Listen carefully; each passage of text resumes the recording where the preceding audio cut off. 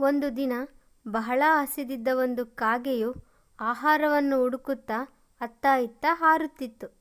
ಆಗ ಅದು ಒಬ್ಬ ಮನುಷ್ಯನು ರೊಟ್ಟಿಯ ಚೂರೊಂದನ್ನು ತಿನ್ನುತ್ತಿರುವುದನ್ನು ನೋಡಿತು.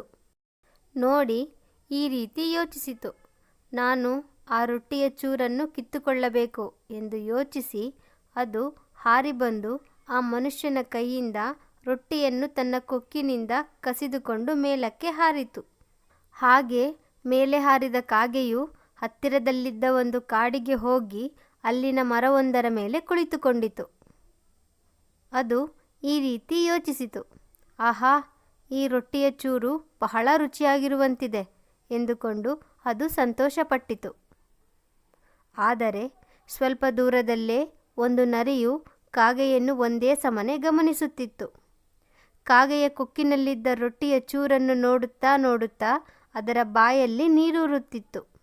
ಅಂದು ನರಿಗೂ ಕೂಡ ಬೆಳಗಿನಿಂದ ಯಾವ ಆಹಾರವೂ ದೊರೆತಿರಲಿಲ್ಲ.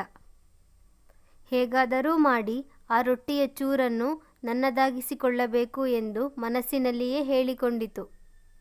ಅಂದುಕೊಂಡು ಅದು ಕಾಗೆಯು ಕುಳಿತಿದ್ದ ಮರದ ಕೆಳಗೆ ಬಂದು ಈ ರೀತಿ ಹೇಳಿತು, ನಮಸ್ಕಾರ ಕಾಗೆಯಣ್ಣ, ಮಳೆ ಬಿದ್ದು ಸುತ್ತಮುತ್ತಲೂ ಹಸಿರು ಎಷ್ಟು ಚೆನ್ನಾಗಿದೆಯಲ್ಲವೇ? ಇಂತಹ ಸಂತೋಷದ ಸಂದರ್ಭದಲ್ಲಿ ನೀನು ಹಾಡಿದರೆ ಎಷ್ಟೊಂದು ಚೆನ್ನಾಗಿರುತ್ತದೆ. ಕಾಡಿನ ಸಂಭ್ರಮದಲ್ಲಿ ನೀನೂ ಭಾಗಿಯಾದಂತಾಗುತ್ತದೆ ಎಂದಿತು. ರೊಟ್ಟಿಯ ಚೂರಿನ ಮೇಲೆ ನರಿಯ ಕಣ್ಣು ಬಿದ್ದಿದೆ ಎಂದು ಕಾಗೆಗೂ ತಿಳಿದಿತ್ತು. ಅದು ನರಿಯತ್ತ ಗಮನ ತೋರದಂತೆ ಕುಳಿತುಕೊಳ್ಳಲು ಯತ್ನಿಸಿತು.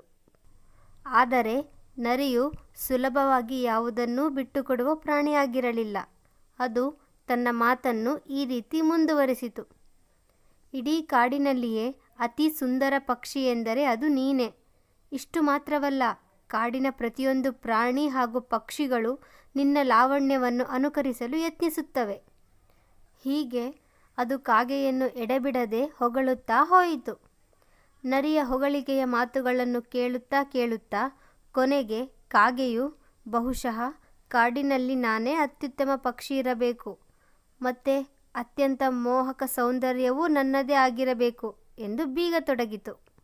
ಚಾಣಾಕ್ಷ ನರಿಗೆ ತಾನು ಹೇಳುತ್ತಿರುವ ಪ್ರತಿಯೊಂದು ಶಬ್ದವನ್ನೂ ಕಾಗೆಯು ಆಲಿಸುತ್ತಿದೆ ಎನ್ನುವುದು ತಿಳಿದಿತು. ಈಗ ಅದು ತನ್ನ ಮುಖ್ಯ ಯೋಜನೆಯನ್ನು ಕಾರ್ಯರೂಪಕ್ಕೆ ತರಲು ಮುಂದಾಯಿತು. ಅದು ಕಾಗೆಯತ್ತ ಮತ್ತಷ್ಟು ಪ್ರೀತಿಯನ್ನು ತೋರುವಂತೆ ನಟಿಸುತ್ತಾ ಈ ರೀತಿ ಹೇಳಿತು, ನಿನ್ನ ಧ್ವನಿಯ ವಿಷಯಕ್ಕೆ ಬಂದರೆ ಎಷ್ಟು ಮಧುರವಾದದ್ದು ಅದು. ನನಗೆ ನಿನ್ನ ಕಂಠ ಎಷ್ಟು ಇಷ್ಟವೆಂದರೆ ಈಗಲೇ ನೀನು ನನಗಾಗಿ ಒಂದು ಹಾಡನ್ನು ಹಾಡಬೇಕೆಂದು ನಾನು ಬಯಸುತ್ತೇನೆ ಎಂದು ಹೇಳಿತು. ಇನ್ನು ಕಾಗೆಗೆ ತಡೆದುಕೊಳ್ಳಲಾಗಲಿಲ್ಲ. ನರಿಯ ಹೊಗಳಿಕೆಯಿಂದ ಉಬ್ಬಿ ಹೋದ ಅದು ತಾನು ಹಾಡಲೇಬೇಕೆಂದು ನಿರ್ಧರಿಸಿತು. ಕಾ ಕಾ ಎಂದು ಹಾಡಿತು ಮೂರ್ಖ ಕಾಗೆ. ಅದು ಬಾಯಿ ತೆರೆದಿದ್ದೇ ತಡ ರೊಟ್ಟಿಯ ಚೂರು ಕೆಳಗೆ ಬೀಳತೊಡಗಿತು. ನರಿಯು ಈ ಕ್ಷಣಕ್ಕಾಗಿಯೇ ಕಾಯುತ್ತಿತ್ತು. ಅದು ಆ ರೊಟ್ಟಿಯ ಚೂರು ನೆಲದ ಮೇಲೆ ಬೀಳದಂತೆ ತನ್ನ ಬಾಯಿಯಿಂದ ಅದನ್ನು ಹಿಡಿದುಕೊಂಡು ತಿಂದು ಹಾಕಿತು. ಎಷ್ಟೊಂದು ರುಚಿಯಾಗಿದೆ, ಬಹಳ ದಿನಗಳಿಂದ ಇಷ್ಟೊಂದು ರುಚಿಯಾದದ್ದನ್ನು ತಿಂದಿರಲಿಲ್ಲ ಎಂದು ತನ್ನಲ್ಲೇ ಹೇಳಿಕೊಂಡಿತು. ಹೊಗಳಿಕೆಗೆ ಬಲಿಯಾಗುವುದು ತಪ್ಪೆಂದು ತಿಳಿದಿದ್ದರೂ ಎಲ್ಲರೂ ಅದನ್ನು ಬಯಸುತ್ತಾರೆ ಎಂದು ಅದು ಮುಸಿ ಮುಸಿ ನಕ್ಕಿತು. ಕಾಗೆಯು ನರಿಯನ್ನು ದುರುಗುಟ್ಟಿಕೊಂಡು ನೋಡಿತು. ಅದಕ್ಕೆ ಅಳು ಸಹ ಬಂದಿತು. ನರಿಯು ಅದರತ್ತ ವ್ಯಂಗ್ಯ ನೋಟವನ್ನು ನೋಡಿ, ಈಗಲಿಂದಲಾದರೂ ನೀನು ಕೇಳುವ ಎಲ್ಲವನ್ನೂ ನಂಬಬೇಡ. ನೀನು ಕಾಗೆ, ಕಾಗೆಗಳಿಗೆ ಎಂದೂ ಹಾಡಲಾಗುವುದಿಲ್ಲ ಎಂದು ಹೇಳಿತು. ನಂತರ ಅದು ಬೇರೊಂದು ಕಡೆಗೆ ನಡೆದುಕೊಂಡು ಹೋಯಿತು. ಅದನ್ನು ನೋಡಿದ ಕಾಗೆಯು ಸಪ್ಪೆಯ ಮುಖವನ್ನು ಹಾಕಿಕೊಂಡು ಈ ರೀತಿ ಹೇಳಿತು, ಹೊಗಳಿಕೆಯ ಮಾತುಗಳನ್ನು ಆಲಿಸಿ ನಾನು ಮೋಸ ಹೋದೆ. ಅದರ ಬದಲು ರೊಟ್ಟಿಯ ಚೂರನ್ನು ತಿನ್ನಬೇಕಿತ್ತು ಎಂದು ಅಳತೊಡಗಿತು.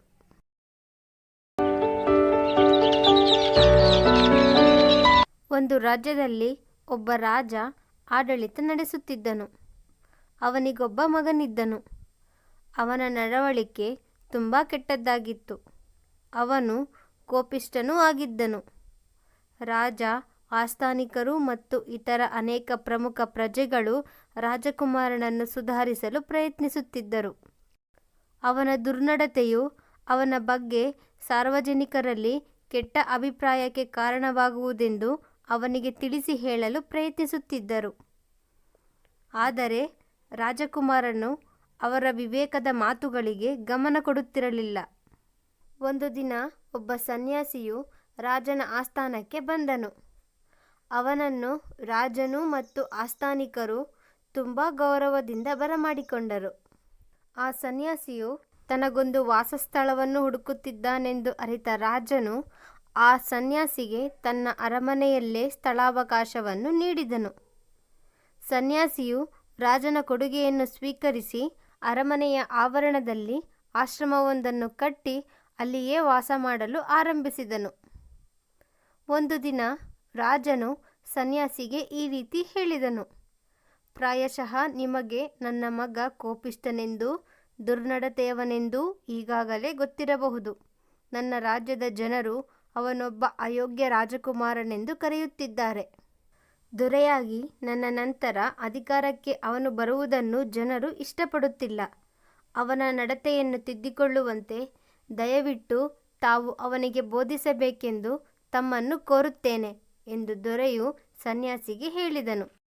ರಾಜನು ತನ್ನ ಮಗನನ್ನು ಸನ್ಯಾಸಿಯ ಉಸ್ತುವಾರಿಗೆ ಹಾಗೂ ಮಾರ್ಗದರ್ಶನಕ್ಕೆ ಒಪ್ಪಿಸಿದನು. ಸನ್ಯಾಸಿಯು ಖಂಡಿತವಾಗಿಯೂ ರಾಜಕುಮಾರನನ್ನು ಸುಧಾರಿಸುವನು ಮತ್ತು ಅವನಲ್ಲಿ ಉತ್ತಮ ಸುಧಾರಣೆಗಳನ್ನು ತರುವನು ಎಂದು ವಿಶ್ವಾಸ ರಾಜನಲ್ಲಿ ಇತ್ತು. ಮಾರನೇ ದಿನ ಸನ್ಯಾಸಿಯು ರಾಜಕುಮಾರನನ್ನು ಅರಮನೆಯ ತೋಟದಲ್ಲಿ ಸುತ್ತಾಡಲು ತನ್ನ ಜೊತೆಯಲ್ಲಿ ಕರೆದುಕೊಂಡು ಹೊರಟನು. ಒಂದು ಪುಟ್ಟ ಸಸಿಯನ್ನು ರಾಜಕುಮಾರನಿಗೆ ಸನ್ಯಾಸಿಯು ತೋರಿಸುತ್ತಾ ಈ ರೀತಿ ಹೇಳಿದನು: ಈ ಸಸಿಯ ಒಂದು ಎಲೆಯನ್ನು ತಿನ್ನು, ಅದರ ರುಚಿ ಹೇಗಿದೆ ಎಂದು ನನಗೆ ತಿಳಿಸು ಎಂದು ಹೇಳಿದನು. ರಾಜಕುಮಾರನು ಆ ಎಲೆಯ ರುಚಿಯನ್ನು ಸವಿಯುತ್ತಿದ್ದಂತೆ ಅದನ್ನು ತಕ್ಷಣವೇ ಉಗುಳಿದನು. ಆಗ ಅವನು ಈ ರೀತಿ ಹೇಳಿದನು: ಪ್ರಾಯಶಃ ಇದು ವಿಷಪೂರಿತ ಸಸಿಯಾಗಿರಬಹುದು.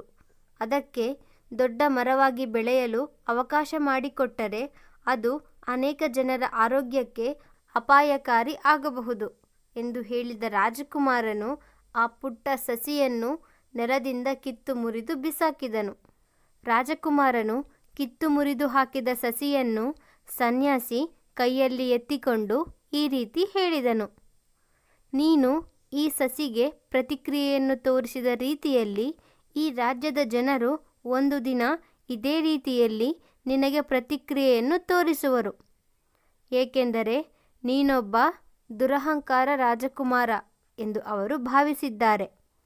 ರಾಜ್ಯವಾಳಲು ಅವರು ನಿನಗೆ ಅವಕಾಶ ಕೊಡದಿರಬಹುದು. ನಿನ್ನನ್ನು ಅವರು ರಾಜ್ಯದಿಂದ ಹೊರಕ್ಕೆ ಓಡಿಸಬಹುದು. ಆದ್ದರಿಂದ ದಯೆ, ಸಹಾನುಭೂತಿ ಮತ್ತು ಹೃದಯದಲ್ಲಿ ಕರುಣೆ ತುಂಬಿರುವ ಭಾವನೆಗಳನ್ನು ಮೂಡಿಸಲು ನೀನು ನಿನ್ನ ವರ್ತನೆಗಳನ್ನು ತಿದ್ದಿಕೊಳ್ಳುವುದು ಅಗತ್ಯವಿದೆ. ರಾಜಕುಮಾರನು ಸನ್ಯಾಸಿಯ ಸಂದೇಶವನ್ನು ಅರ್ಥಮಾಡಿಕೊಂಡನು.